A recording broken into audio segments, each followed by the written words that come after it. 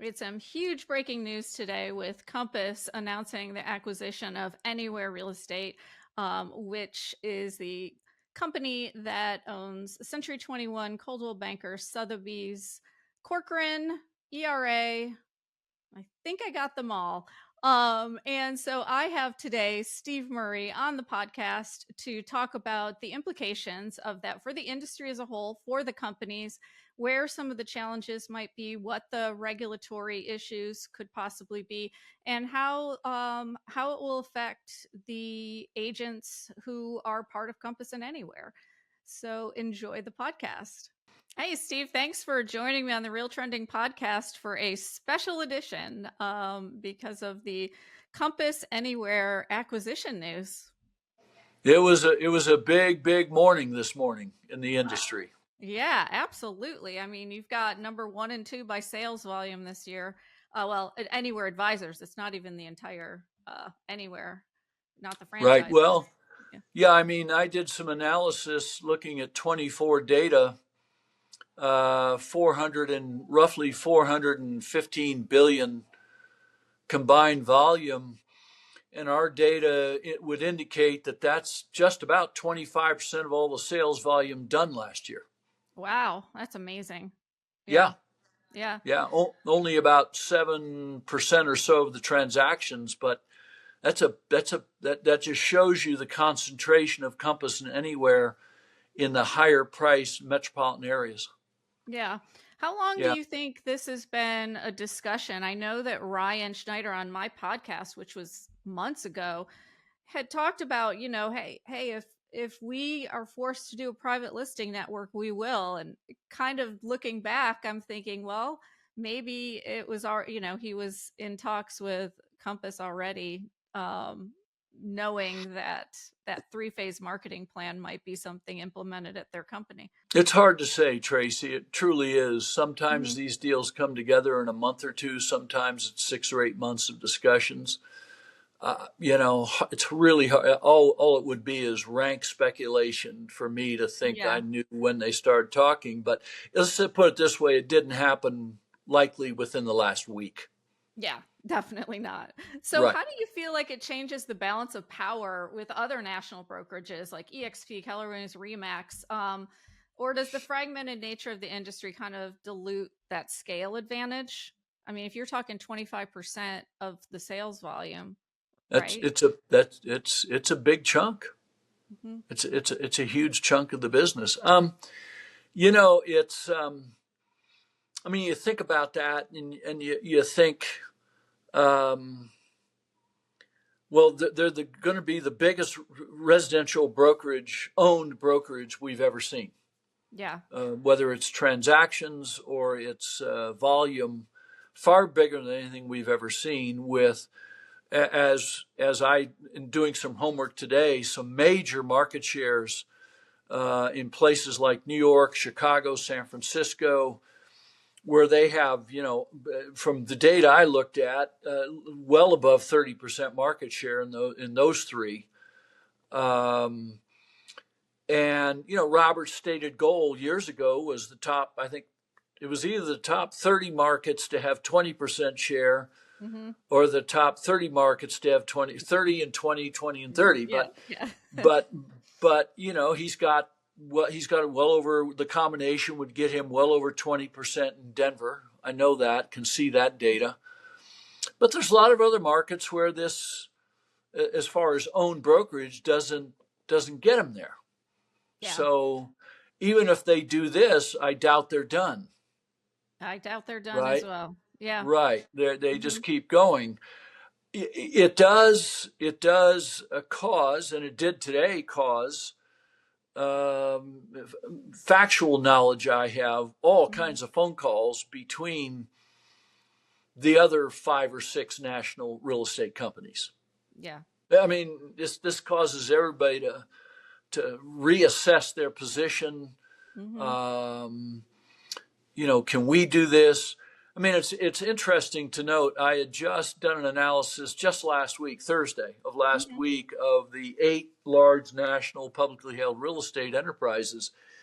and looked at their forecasted cash flows for this year against their current market cap as of Friday. Mm-hmm. It's interesting to note that Anywhere was the lowest price. They were at I think my numbers were 3.2 times projected 2025 cash flow.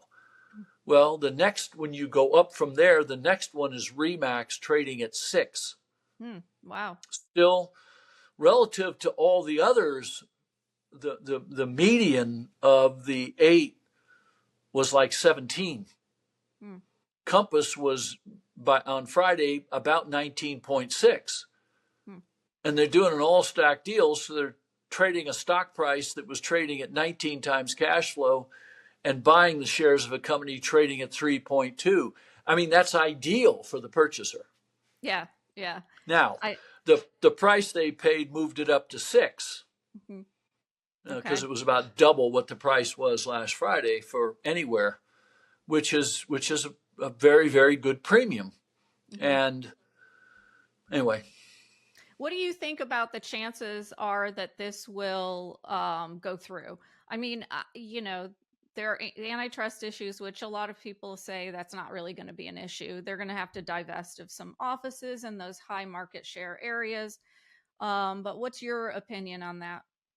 Well, I've said publicly that we know factually that they had to divest a brokerage in California and some offices in Chicago when they bought at properties at Christie's back in January. But that was in the prior administration's Department of Justice and Federal Trade Commission. Yeah. Right now you got new leaders at both of those.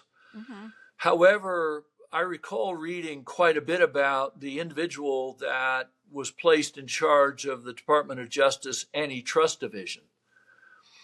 And that individual's background did not indicate any great warmth for business, for horizontal combinations in business. So who's to say? Will they compel them to reduce their position in New York, Chicago, San Francisco, places like that where their share is relatively high? Will they consider that, geez, do we think it's appropriate that they own both Sotheby's and Christie's? Who knows, right? Yeah. This administration, from what we can tell, is more friendly to mergers, whether they're vertical or horizontal. I'm sure it'll get a full Hart-Scott-Rodino examination. And I'm sure that has nothing to do with the hiring of that very senior level Justice Department attorney on the Compass team. Yes. Sure it has. I'm sure it's coincidental. Yes, absolutely. But that's what you got to do. You got to hire people who know not only the law, but know the people that are in charge of all this to help navigate all this. Yeah. And before we get to the agent impact, because we'll get to that last, I want to talk about the industry impact specifically. So, how significant is the Sotheby's Christie's overlap? And, is, like you said, it could possibly be looked at, but do you know how it is? No, but I mean,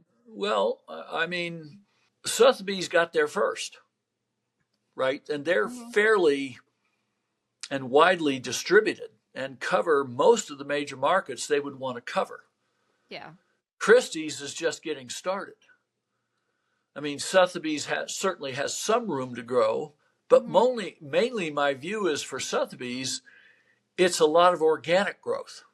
Yeah. Right? Christie's, there's a ton of opportunity for Christie's to now go talk to other luxury brokerage firms, and they have a lot of upside opportunity in just market growth.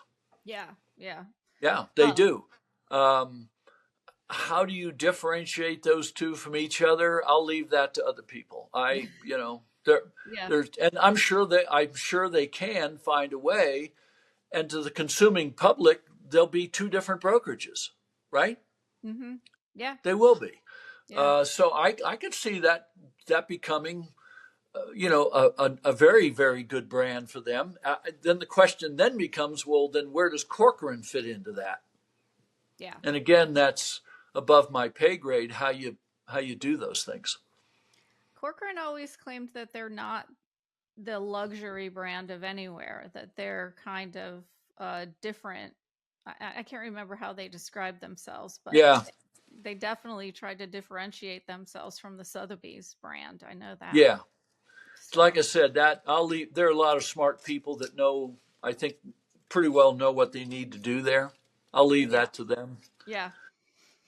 What about the impact on regionals and independents? You know, other than acquisitions, Hmm. the national companies have not outcompeted with the privately owned brokerage firms, whether they're independent or under a franchise banner. Yeah. And we have all the data we need to look at to support that. It's not that they're lagging far behind, but the truth is, whether we talk about 5, 10, 15, 20, 25 years back, the evidence is overwhelming that operating a brokerage company comes down to my favorite three things, which is you have to recruit great talent, you have to develop the talent, you have to spend less money than you have coming in. Yeah. And the once a Compass or Anywhere buys a brokerage company, it doesn't magically become better at those three things. Yeah. Yeah. It doesn't. And the proof is, you know, the proof is fairly strong in that regard. So I think the privately owned brokerage firm, who by its mere design can be more flexible and more nimble, can compete just fine.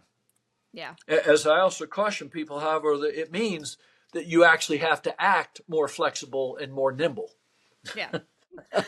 you, Definitely. you've actually got to do that, and Yeah. I've said that to people before too. But Hmm. um, I mean, you stop and think about this for a minute, and these are round numbers. I'm sure I'm off by some hundreds of millions along the way.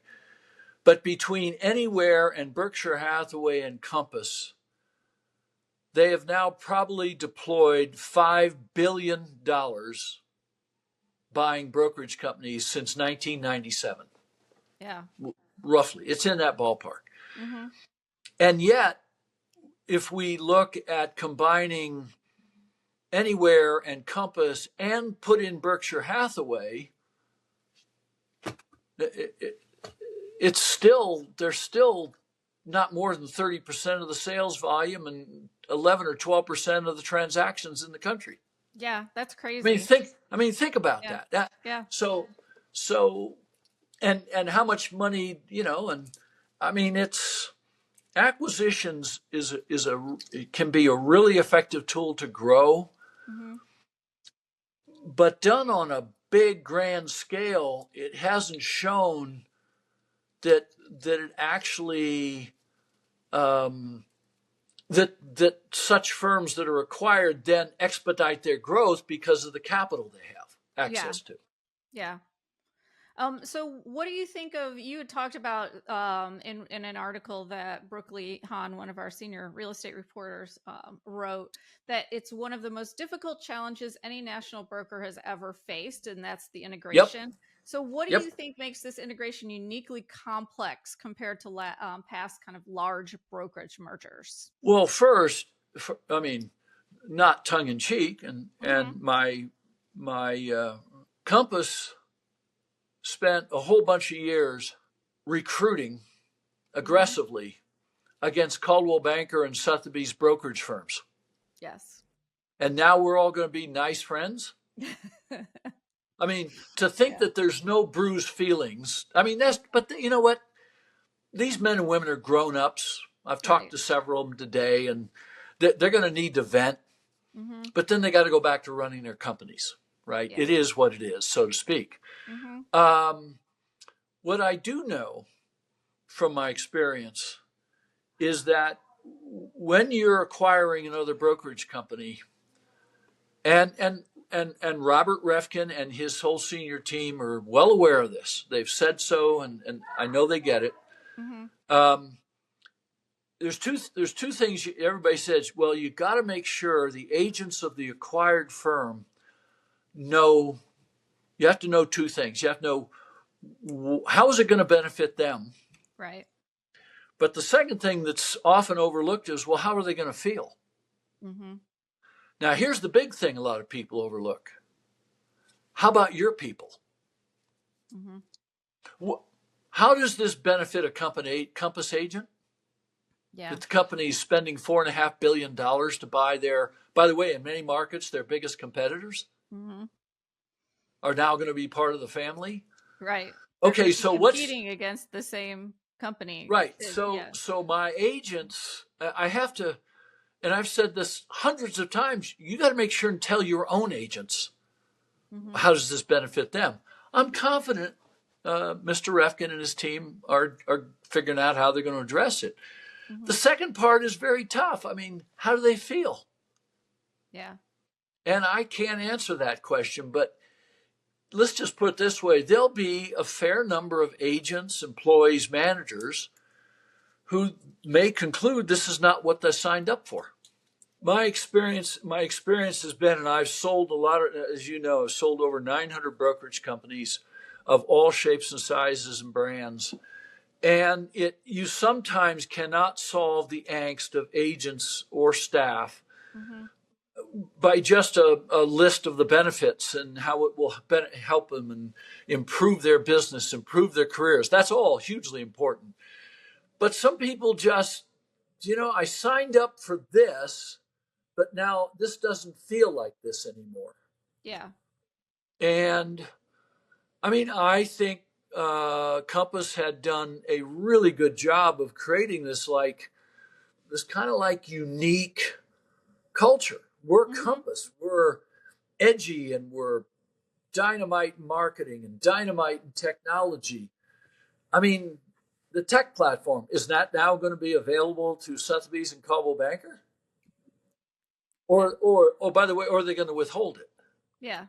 Well, that was my question, because they're running they're going to continue, it sounds like, running as separate entities. And, Yeah. Compass has kind of a centralized culture, tech driven, where Anywhere's multi-brand franchise heavy structure. How Right. do they reconcile both of those? Well, again, I've gotten to know Robert Refkin fairly well. Mm-hmm. He's a very bright guy. I'm sure they have already had some fairly in-depth discussions about all this stuff inside. I'm sure they have. Yeah. And they'll get around to telling the rest of us when they think the time is right.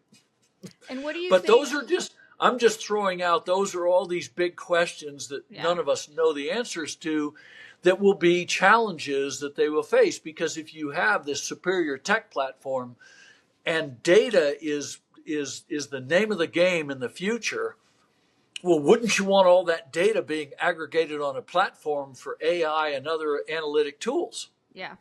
Yeah. I think so. But how do you, these are all just leadership challenges. Yes. And where do you think Ryan Schneider fits into all of this? I know they haven't announced any type of, and they won't. But is it something? I have no idea, but oftentimes in these cases, he will be there, a powerful, important person in the transition, but that he may stay on the board, and he will be very important through a transition period, and then he may depart for some other opportunity. Yeah. What about the debt that Anywhere carries? I know there's been some conversations about what a mistake it is for Compass to take on that debt, and it's a losing battle and blah, blah, blah. Well, what's your opinion on that? Well, it's not a problem. Let me. So I looked at, again, projected, both mine and the company's own projected cash flow for this year. Yeah. Compass and Anywhere combined is roughly $500 million. Okay. That's more than adequate to handle debt service. Yeah. Yeah. Once they get it all done sometime next year and the market improves marginally, Mm-hmm. It'll probably be a little higher than that. Once they fully integrate these companies and execute on synergistic strategies, I could see the combined companies throwing off $800 to $1 billion a year, in which case it really is no issue. Right. But Yeah. but even currently, it won't be an issue. Okay. It won't. It's and it's just not a big issue for given the cash flows of these two enterprises. What do you think this means for Zillow and NAR, who Compass has kind of been battling with over their 3-phase marketing plan and delayed listings and all of that, where I assume Anywhere agents will now take on, maybe, we don't even know, but maybe take on that same marketing? I don't, look, fully more than half of Anywhere's business is with franchise brokers. Mm-hmm. Compass can't dictate exclusive listings to franchise brokers. Right. Now, those are privately owned business people. Mm-hmm. They can for the company owned, their employees, and report up. I don't know what they'll do. I would imagine that some of that has to take a back seat now Mm-hmm. to focus on getting this transaction completed, getting integration done, and focus on retaining as many as they possibly can of the agents and staff of these companies. Right. I mean, that would be if I'm in that role, I don't want to take on NAR and Zillow at the same time I'm trying to get this done. I can come back to that at a later time. Yeah. I don't think they'll walk away from it or drop the suit or not continue to press for it, but I don't think it'll be a top priority for them because this has got to be a priority. Yeah. Yeah. There's only so many hours in the day. Well, and what about the Anywhere's title relocation insurance businesses? How does that those revenue streams help Compass? Well, I mean, I could be mistaken, but Mm-hmm. I think they have the same mortgage joint venture partner. Oh, okay. Guaranteed rate. I think Yeah. that's the case. Yeah. Anywhere owns one of the largest relocation management companies in the Mm-hmm. country. Yep. And, that obviously is a great asset for them. As far as title insurance, Compass has acquired numerous title insurance companies. Mm-hmm. And Compass has, and so is Anywhere. I think they're different models, but they can rationalize that. But Mm-hmm. look, if suddenly you wake up 2 years from now, you got a company that's doing 25% of the volume, 30% of the volume in the industry, and they're generating $700 million to $1 billion in free cash flow, there's all kinds of businesses they can afford to acquire. Yeah. Title or mortgage, they could. You can get into the mortgage bank. You can buy a full mortgage bank if you wanted to. They'll have the capital to do that. And then there's Anywhere is many of their brands are very, very strong overseas, Yeah. globally. Yeah. A Compass is not there yet. Mm-hmm. Acquiring Anywhere, they have a very strong Sotheby's brand in Canada, for instance. Right. Last I knew, in parts of Asia, ERA is a very strong brand. In parts Mm-hmm. of Europe, it is. Yeah. And there's a lot of growth to be had globally for this enterprise. And they'll have enormous capital resources to achieve that. Yeah. Yeah. So let's say this goes through. They retain, agents. They work through all of that. How do you see this changing the brokerage landscape in the next 5 years?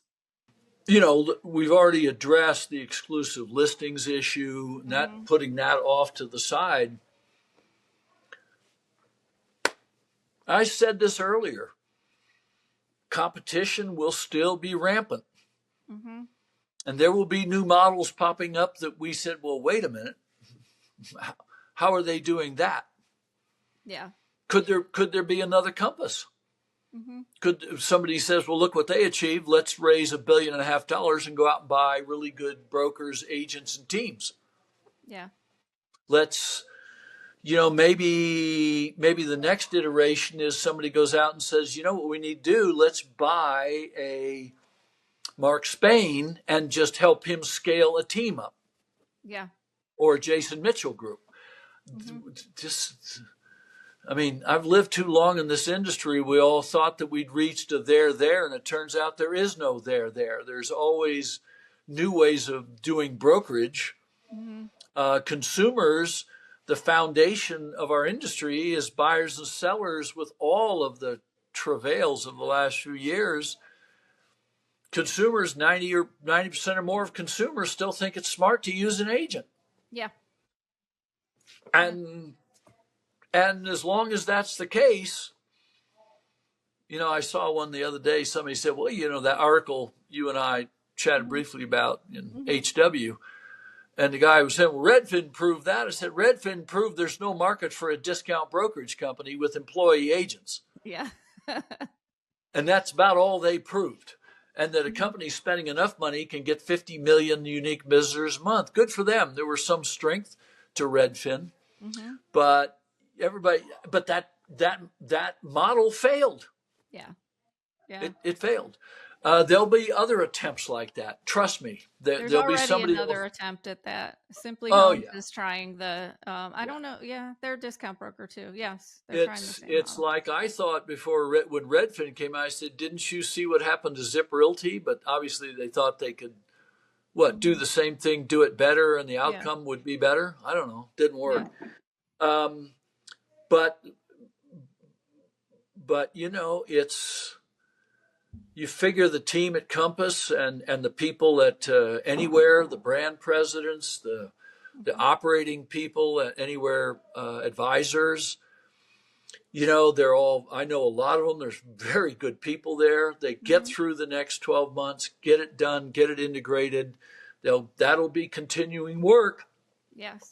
Meanwhile, they'll be looking to say, okay, what can we do with our scale? Mm-hmm. And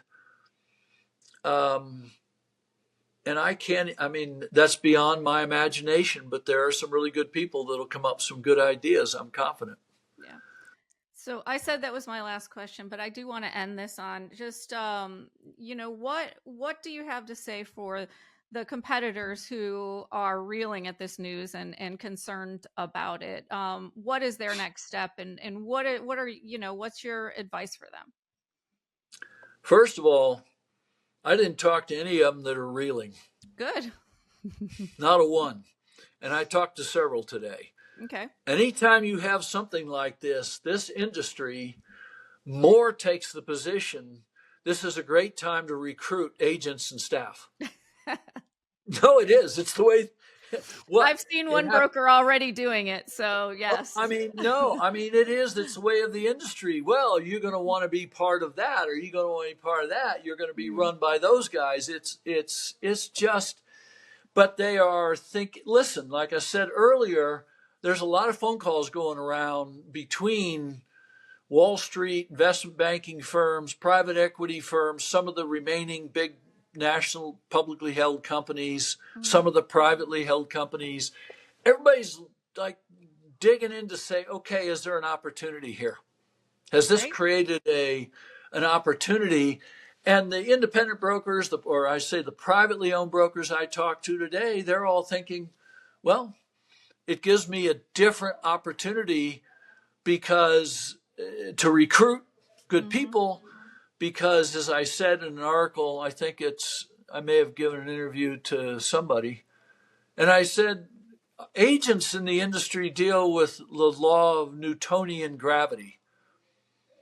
agents tend to be at rest when they're at rest, and they tend to stay in motion when they're in motion.